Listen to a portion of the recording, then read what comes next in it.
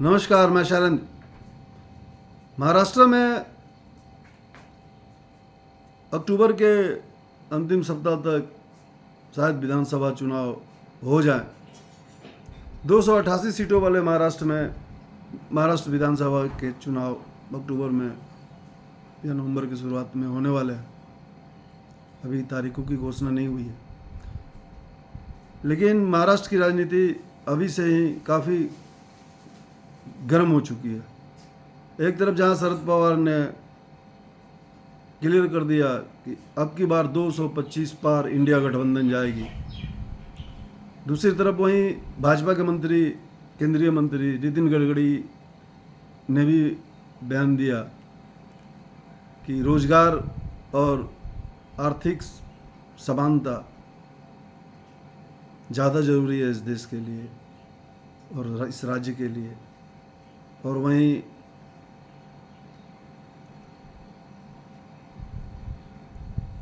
जाति पे उन्होंने बहुत बड़ा कटाक्ष किया और जातिगत राजनीति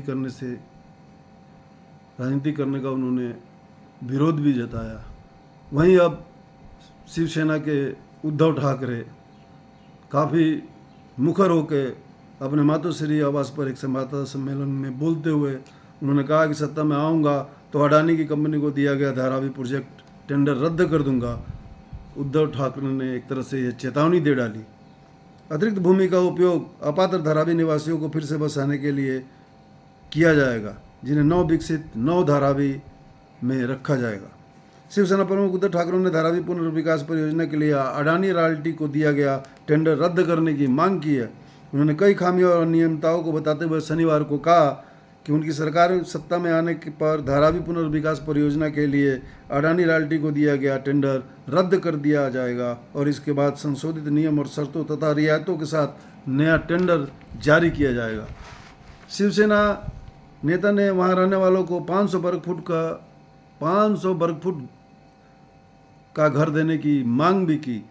उन्होंने मौजूदा सरकार को भी सलाह दी कि इस अनुबंध को रद्द कर दे और नया टेंडर जारी करे। अपने मातोश्री आवास पर एक संवाददाता सम्मेलन में बोलते हुए ठाकरे ने कहा कि धारावी के निवासियों और व्यापारियों को विस्थापित नहीं किया जाना चाहिए।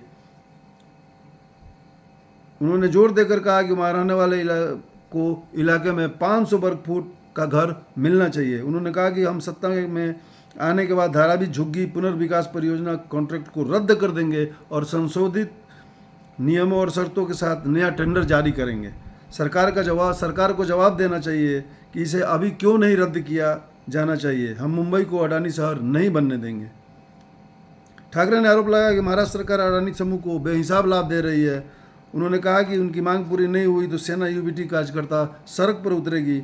धारावी पुनर्विकास परियोजना प्राइवेट लिमिटेड DRPPL के प्रवक्ता ने ठाकरे द्वारा दिए गए बयानों पर टिप्पणी करने से इनकार कर दिया है, जबकि मुख्यमंत्री एकनाथ शिंदे के नेतृत्व वाली शिवसेना के नेता राहुल शेवाले ने उनके आरोपों को निराधार बताया और कहा कि यह आगामी विधानसभा चुनाव को ध्यान में रखते हुए पार्टी के लिए चंदा प्राप्त करने के लिए ये इल्ज़ाम लगाया जा रहा है। हालांकि ठाकरे ने इस परियोजना पर सवाल उठाए। ठाकरे ने कहा कि धारावी के पुनर्विकास की परिभाषा क्या है? क्या यह धारावी का विकास है या अडानी का?